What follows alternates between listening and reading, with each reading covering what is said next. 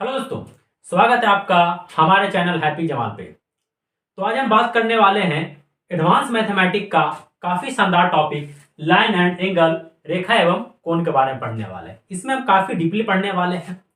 तो यदि आप हमारे चैनल पे नए हैं तो हमारे चैनल को सब्सक्राइब कर लीजिए, बेल आइकन को दबा दीजिए ताकि जब भी हम वीडियो अपलोड करें तो आपको हमारा वीडियो का नोटिफिकेशन आप तक पहुँचता रहे।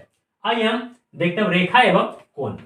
आपसे यदि हम पूछें कि बताइए रेखा क्या है ना, रेखा कैसा होता है, तो आपका क्या जवाब देंगे कि ये एक प्रकार का रेखा है, ये भी एक प्रकार का आपको रेखा है, ये भी एक प्रकार का रेखा, ये भी एक प्रकार का रेखा है। आपका जवाब तो यही होगा, ये सब रेखा है।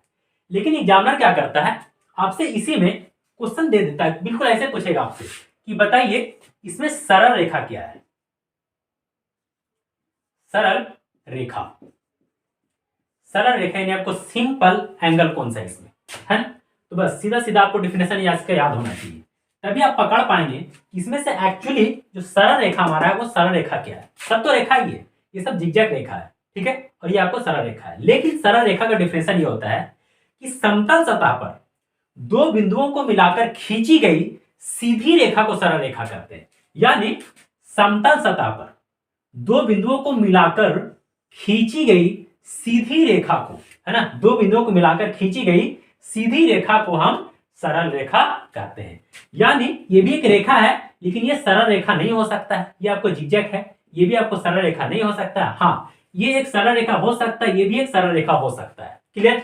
जब इसमें कोई मोड़ ना हो, यानी इसको हम इस तरह से अगर कह दें तो कहेंगे क्या ये सरल रेखा है, तो नहीं, ये हमारा आपको सरल रेखा नहीं हो सकता है। क्योंकि सरल रेखा का जो डिफिनेशन होता है वो यह है कि दो बिंदु को मिलाकर खींची गई सीधी रेखा को सरल रेखा कहते हैं। क्लियर।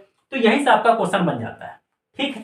ये सब क्वेश्चन क्या बनता है, आपसे बोलेगा कि फिर बताइए कि दो बिंदु को मिलाकर कितनी सरल रेखा खींची जा सकती है। तो आपका आंसर क्या होगा, आपको एक। आपका आंसर क्या होगा, एक। कि दो बिंदु को मिलाकर केवल और केवल एक सरल रेखा खींची जा सकती है। क्लियर। अब इसी में आपसे दूसरा क्वेश्चन क्या पूछ देगा, पहला क्वेश्चन तो ये, दूसरा क्वेश्चन आपसे पूछ देगा तो फिर बताइए कि एक बिंदु से कितनी सरल रेखाएं खींची जा सकती है। तो आपका आंसर क्या होगा, इनफाइनाइट, यानी आपको अनंत। कैसे होगा तो हम देखते हैं कि एक बिंदु है, यहां से मैंने क्या किया, आपको सरल रेखा गुजार दिया, यहां से इस तरह से भी गुजार दिया, इस तरह से भी गुजार दिया और आपको इस तरह से भी गुजार दिया। मतलब आप एक बिंदु से अनंत सरल रेखाएं खींच सकते हैं, लेकिन दो बिंदु से केवल और केवल एक सरल रेखा खींचा जा सकता है। क्लियर। आइए दूसरा बात आपसे इसमें क्या बोलेगा कि फिर समांतर रेखा क्या होता है। समांतर रेखा क्या होता है, ठीक है। तो समझना है कि दो सरल रेखा के बीच में यदि अंतर समान हो, यानी यदि हम इसको ऐसे कर दें, दो सरल रेखा मैंने बना दिया, ठीक है, दो सरल रेखा के बीच में यदि अंतर सभी जगह यदि समान हो तो उसे हम समांतर रेखा कहते हैं। क्लियर।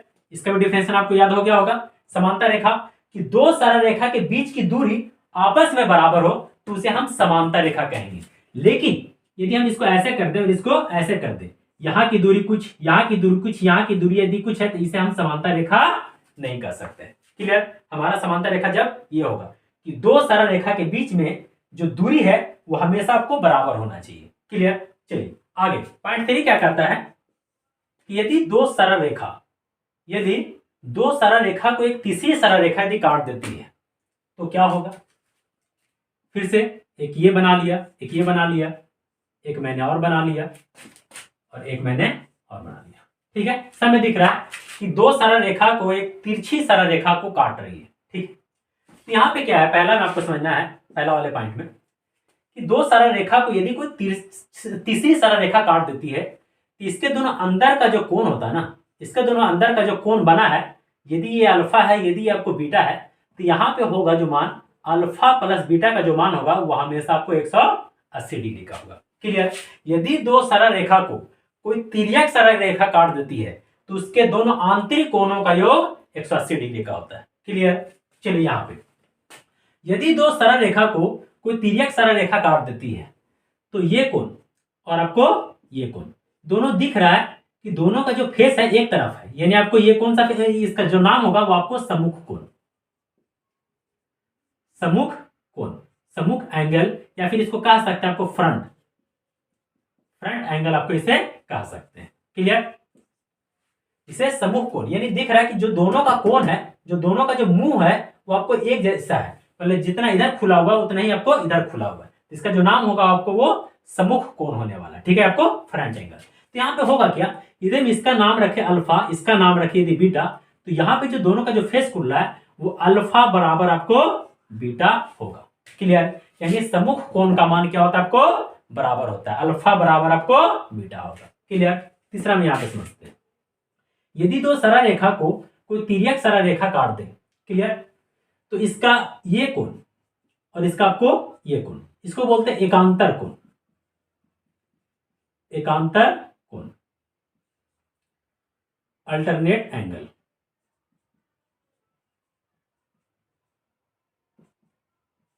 अल्टरनेट एंगल, एकांतर कोण, अल्टरनेट एंगल। इसमें क्या है, यदि हम इसका मान अल्फा रख दे, इसको बीटा रख दे, तो यहां पे भी अल्फा बराबर आपको बीटा होगा। क्लियर? एकांतर कोण का भी मान क्या होता है, आपको बराबर होता है। क्लियर? चौथा में देखते हैं यहाँ पे यदि इस कोण का मान और इस कोण का मान, ठीक है, तो ये होता है आपको संगत कोण। संगत कोण यानी हार्मोनाइजेशन।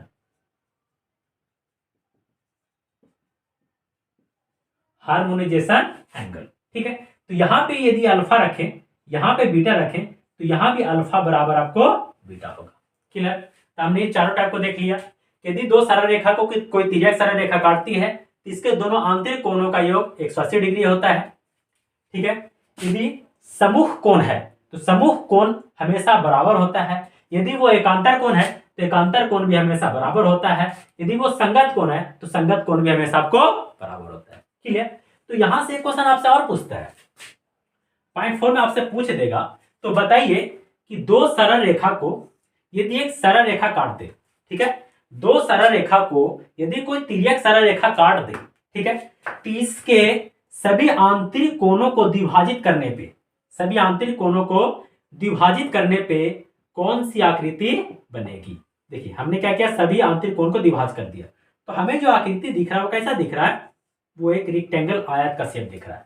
तो क्लियर, आपका जो आंसर क्या होने वाला, आपको आयत होने वाला है। क्लियर? कि दो सरल रेखा को यदि कोई एक तिर्यक सरल रेखा काट दे तो उसके सभी आंतरिक कोणों को द्विभाजित करने पे जो अंदर का जो आकृति बनेगा वो आपको आयत का बनने वाला है। क्लियर? अब चलिए कोण की तरफ।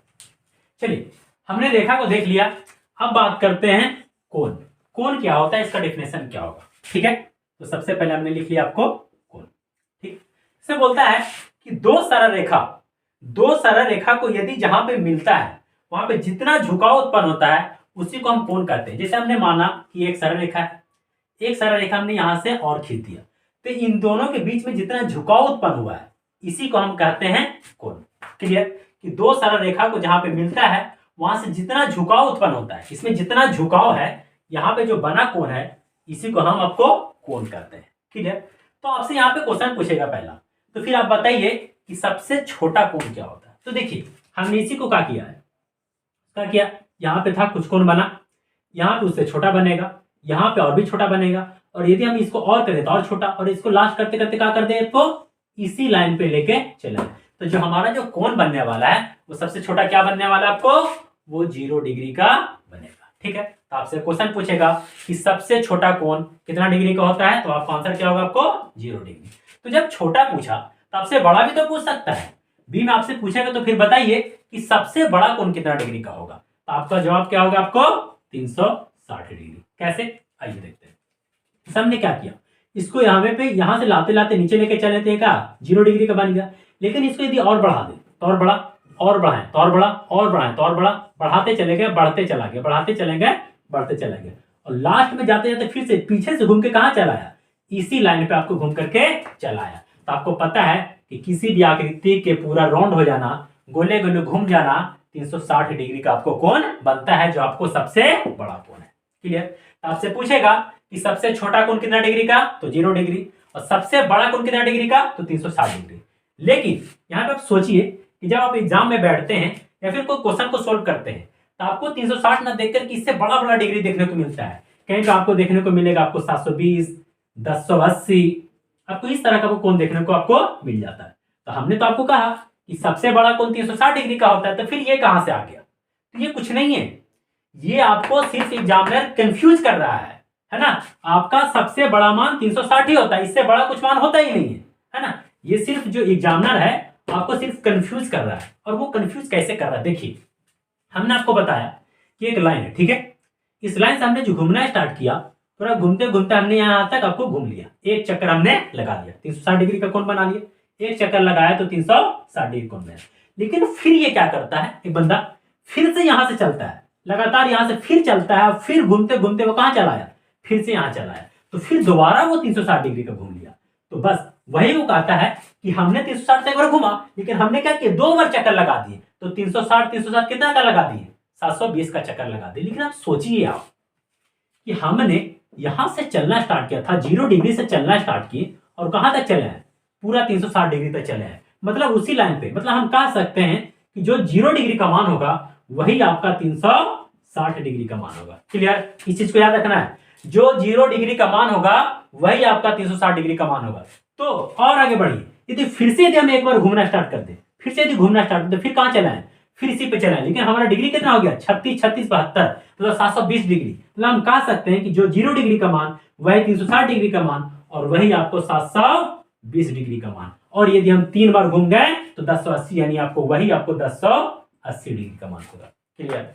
आपको दिख रहा है कि 0 डिग्री हो, 360 डिग्री हो, 720 डिग्री हो या फिर 1080 डिग्री, उसका जो मान होने वाला आपको समान होने वाला है। बस है ना, बस आपको यहाँ पे सिर्फ एग्जामिनर आपको कंफ्यूज करता है और ये कुछ नहीं है। क्लियर? चलिए आगे बढ़ते हैं। होता है कि एक चतुर्थांश का मान कितना डिग्री का होता है। एक चतुर्थांश का मतलब क्या, वो बोल रहा है कि यदि हम ये जो गोले गोले घूमे, इसको यदि हमने 4 भाग में डिवाइड कर दिया, यदि हमने गोले गोले घूमा, इसको यदि हमने क्या किया, 4 भाग में डिवाइड कर दिया, तो क्या हुआ, 4 चतुर्थांश, यानी 4 भाग, एक भाग ये, एक भाग ये, एक भाग ये और आपको एक भाग ये। यहाँ पे दिख रहा है कि एक भाग ये, एक भाग ये और एक भाग ये और आपको एक भाग ये। तो बोला कि एक भाग का मान कितना होगा। आपको पता है कि पूरा जो मान होने वाला 360 डिग्री का, इसको हमने 4 भाग में डिवाइड कर दिया, तो बस 4 से डिवाइड कर दीजिए। अभी कितना डिग्री का हो गया आपको, 90 डिग्री। मतलब हर चतुर्थांश का जो मान होने वाला वो आपको 90 डिग्री का होने वाला है। क्लियर? आपसे क्वेश्चन पूछेगा कि चतुर्थांश का मान, एक चतुर्थांश का मान कितना डिग्री का होने वाला है, तो आपको 90 डिग्री का होने वाला है। क्लियर? अब आपका तीसरा आपसे क्या पूछेगा, पूछेगा कि फिर बताइए पूरक कोण क्या है, कोटि पूरक कोण क्या है और आपको अनुपूरक कोण क्या है। यानी आपको पूरक कोण, कोटि पूरक या अनुपूरक, अनुपूरक या कॉम्प्लीमेंट्री। देखिए, एक चीज का इतना नाम, पूरक कोण, कोटि पूरक कोण या अनुपूरक कोण या फिर आपको कॉम्प्लीमेंट्री कोण कह सकते हैं। ठीक है, सबका एक ही मान है। बस यहाँ पे इसका डिफिनेशन आपको याद रखना है कि पूरक कोण, दो कोणों का मान यदि 90 डिग्री हो जाए, दो कोण का मान यदि कोई ए कोण है और एक कोई बी कोण है, तो दोनों कोणों का मान यदि वो 90 डिग्री हो जाता है तो उसे हम पूरक कोण या कोटि पूरक या अनुपूरक कह सकते हैं। जैसे यदि हम आपसे बोलें कि बताइए 30 डिग्री का पूरक कोण क्या होगा, तो आपका जवाब क्या होगा, आपको वो 60 डिग्री। क्योंकि हमें पता है कि 30 में 60 जोड़ेंगे तभी 90 होने वाला है। यानी आपसे पूछा कि 30 डिग्री का पूरक कोण क्या होगा, तो आपको क्या होगा, आपको 60 डिग्री होगा। यदि आपसे पूछ दे कि फिर बताइए 50 डिग्री का पूरक कोण क्या होगा, तो वो क्या होने वाला, आपको वो 40 होने वाला है। क्योंकि 50 में 40 जोड़ेंगे तभी जाकर के वो आपको 90 बनेगा। अब आपको तो पता है कि पूरक कोण उसे कहते हैं जिसमें दो कोणों का योग 90 हो जाए। क्लियर? चलिए अगला पॉइंट। तो फिर चौथा पॉइंट क्या कहता आपसे, फिर बताइए समपूरक, समपूरक या फिर कॉम्प्लीमेंट्री, कॉम्प्लीमेंट्री एंगल क्या होगा। क्लियर? तो यहां पे इसका डिफिनेशन आपको याद रखना है कि यदि दो कोणों का मान 180 डिग्री हो जाए तो उसे हम समपूरक कोण यानी आपको कॉम्प्लीमेंट्री कोण कहते हैं। यानी कोई एक कोण है ए और एक कोण है आपको बी, तो दोनों का योग जो आपको 180 180 डिग्री का होना चाहिए। क्लियर? यदि कोई कोण है ए, कोई कोण है बी, तो दोनों का कोण यदि 180 डिग्री हो गया तो हम उसे कहेंगे कि वो आपको समपूरक है। क्लियर? जैसे हम यदि आपसे बोले तो बताइए कि 150 डिग्री का समपूरक कोण क्या होगा, तो आपका जवाब क्या होना चाहिए? 30 होगा, क्योंकि 150 में 30 जोड़ेंगे तभी जाकर के वो आपको 180 बनेगा, अन्यथा आपको वो नहीं बनेगा। यदि हम आपसे पूछ दे तो बताइए कि 100 डिग्री का समपूरक कोण क्या होगा, तो आपका जवाब क्या होगा? आपको वो 80 डिग्री होने वाला है। क्लियर? पॉइंट 5 क्या कहता है? यदि एक त्रिभुज बना दे, ठीक है, और इसकी यदि एक भुजा को हमने आगे तक बढ़ा दिया, ठीक है, त्रिभुज बना के एक भुजा को यदि आगे तक बढ़ा दिया, इसके जो बाहर में बनने वाला जो कोण है, बाहर में बनने वाला कोण मान लिया आपको जेड है, कि बाहर में बनने वाला जो कोण है वो त्रिभुज के दोनों आंतरिक कोण के योग के बराबर होते हैं। यानी ये ए है, ये बी है, तो ये जो ए प्लस बी बराबर आपको जेड होगा। क्लियर? त्रिभुज के दोनों आंतरिक कोण का मान उसके बाह्य कोण के योग के बराबर होता है, यानी ए प्लस बी बराबर आपको जेड होगा। कैसे? आपको पता है, यहां पे देखते हैं कि हमने क्या किया, एक सरल रेखा को हमने काट दिया, ठीक है, हमने क्या किया, आपको एक और चतुर्थांश बना दिया, ठीक है। हम अभी देखे थे कि ये भी पार्ट 90, ये भी पार्ट 90, ये भी पार्ट 90 और आपको ये भी पार्ट 90 का बना, ठीक है। तो हम देखें कि ये सरल रेखा जो है 90 यहां 90 यहां, यानी टोटल एक सरल रेखा पे कितना डिग्री कोण बन रहा है, यानी 180 डिग्री का आपको कोण बन रहा है। क्लियर? तो हम आपसे पूछे तो फिर बताइए कि जब एक सरल रेखा पे 180 डिग्री का कोण बन रहा है तो यहाँ पे ये तो जेड बन रहा है, तो फिर ये वाला जो मान होने वाला है वो कितना होगा, तो ये 180 डिग्री माइनस आपको जेड होगा। आपको हमें अभी बताएं कि एक सरल रेखा पे टोटल 180 डिग्री का कोण बनता है, हमने इस तरफ को मान लिया कि आपको जेड बन रहा है, तो इस तरफ क्या होगा, 180 माइनस जेड होगा। और आपको तो पता है कि त्रिभुज के सभी आंतरिक कोणों का मान कितना होता है, 180 डिग्री का होता है, यानी A plus B plus 180 minus Z बराबर कितना होगा आपको, 180 होने वाला है।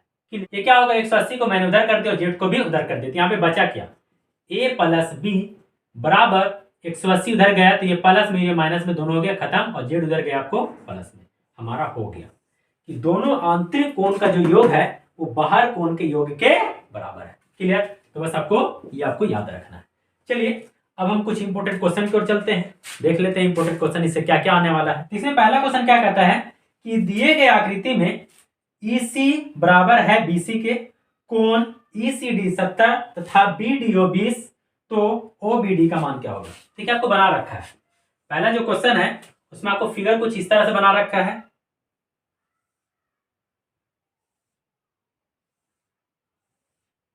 ठीक है, ये जो है इसके आपको पैरेलल है, ठीक है, ये दोनों जो आपको है समांतर रेखा दोनों है। क्लियर? और दे रखा है कि जो इसका मान है आपको 70, यहाँ पे E, यहाँ C, A, O, B और आपको D, यहाँ पे दे रखा आपको 20।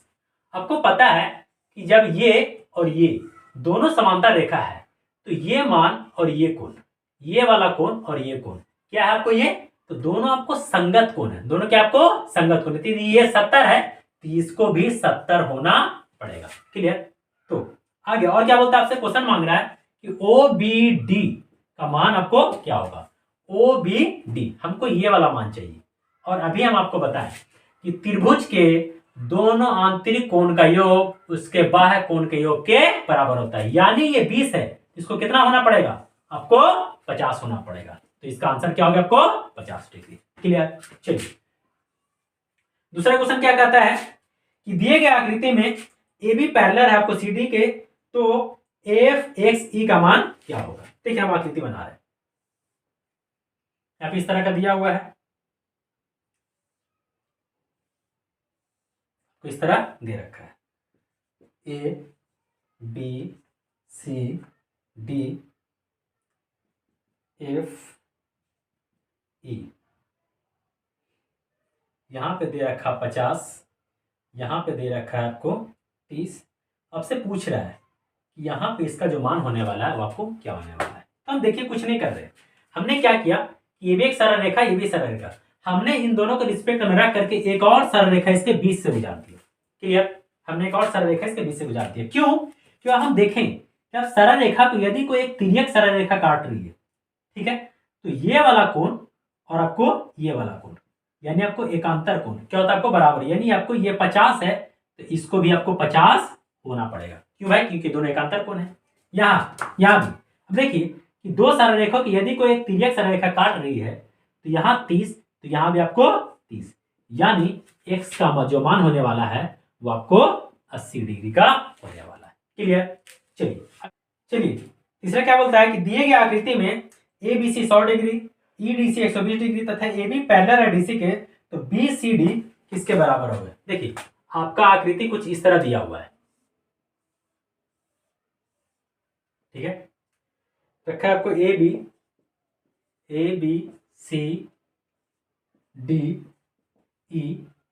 और यहाँ पे एक डॉटेड लाइन है, इसका मान रखा आपको F, ठीक है, यहाँ पे इसका मान दे रखा आपको 100 और इसका मान दे रखा आपको 120। तो आपको हम अभी बताए थे कि एक सरल रेखा पे एक तरफ 180 डिग्री और दूसरी तरफ आपको 180 डिग्री। तो हम देख रहे हैं कि ये एक सरल रेखा है, तो यहाँ पे यदि 100 बनना तो यहाँ पे कितना बनेगा, 80 बनेगा, क्योंकि सरल रेखा है। यहाँ भी हम देख रहे हैं कि ये एक सरल रेखा है, यदि यहाँ पे 120 बन रहा है तो इसको हमने क्या किया और आगे बढ़ा दिया, तो यहाँ पे 120, तो यहाँ पे भी 120 बनेगा। क्यों? क्योंकि ये क्या है, आपको अभी हम दोनों आपको संगत कोण है, जब ये 120 तो यहाँ भी 120 और जब ये 120 होगा तो अंदर कितना होगा, आपको 60 डिग्री होगा। और आपको तो पता है कि एक त्रिभुज के तीनों आंतरिक कोण का योग 180 डिग्री, यानी 8 6 14 140, तो इसका मान कितना होने वाला आपको, x का मान आपको 40 डिग्री का होने वाला है। क्लियर? चलिए अगला क्वेश्चन क्या कहता है कि दिए गए आकृति में AB पैरेलल है CD के, ALC 60 डिग्री, LCD का समद्विभाजक EC, यदि EF पैरेलल है AB के तो CEF का मान क्या होगा। देखिए आपका फिगर क्या दे रखा है,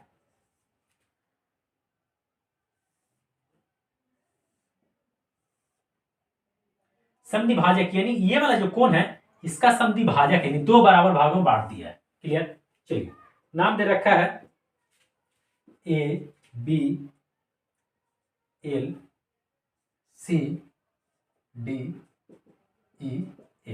क्लियर? दे रखा है ALC 60 डिग्री, ALC ये वाला 60 है। आपको तो पता है कि एक पैरेलल लाइन पे एक सीधी रेखा पे यदि ये 60 है तो उसके दूसरी तरफ आपको 120 होगा, तब ना 180 होगा। आगे चलिए यहीं तक दे रखा है और आगे बोला है ALC आपको 60 डिग्री, ALC आपको 60 डिग्री हो गया।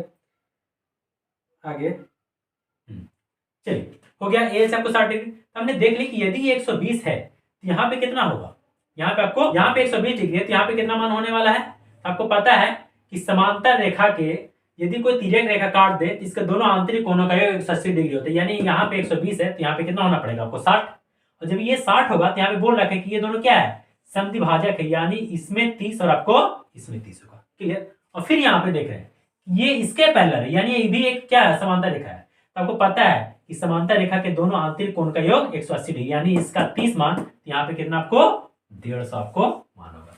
क्लियर? चलिए अगला क्वेश्चन क्या कहता है कि आकृति में EC पैरेलल है BD के तथा BAD 110 degree, ABD 30 degree, ADC 75 एवं BCD आपको 60 हो तो x का मान क्या होगा। देखिए आपका आकृति कुछ इस तरह दिया हुआ है,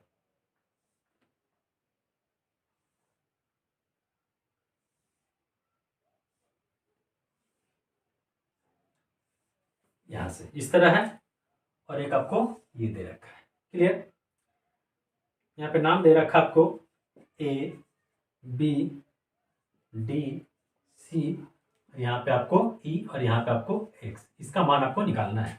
बोल रखा है कि CE BD के पैरेलल है ना, CE जो है आपको BD के पैरेलल, मतलब ये वाला लाइन दोनों के आपको पैरेलल, आपको समांतर है दोनों। ठीक है? आगे BAD 110 डिग्री, BAD 110, यानी इसका जो मान दे रखा आपको वो 110 डिग्री है। आगे ABD 30 डिग्री, ABD 30 डिग्री, यानी ये वाला आपको 30 डिग्री। अब हम देख लेंगे यहाँ पे कि ये क्या है, ये एक त्रिभुज है और त्रिभुज के तीनों आंतरिक कोण का योग 180 डिग्री, यानी 110 है, ये 130 है, तो इसको कितना होना पड़ेगा आपको 40 होना पड़ेगा। क्लियर? आगे ADC 75, ADC 75, ये पूरा कोण का मान बोलता है कि 75, हमको पता है कि ये वाला 40 डिग्री कितना होगा, ये आपको 35 डिग्री होने वाला है। क्लियर। आगे BCD 60 है, BCD 60 यानी इसका जो मान है वो आपको 60 दिया हुआ है, तो यहां भी बन गया, यहां भी हमारा हो गया, दिख रहा है।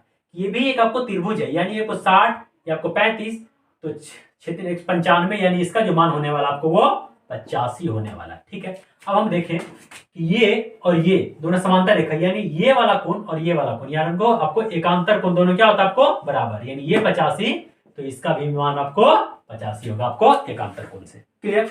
चलिए अगला, यदि AOB एक सरल रेखा हो तो COD का मान क्या होगा। देखिए अगला क्वेश्चन आपको फिगर इस तरह से दे रखा है,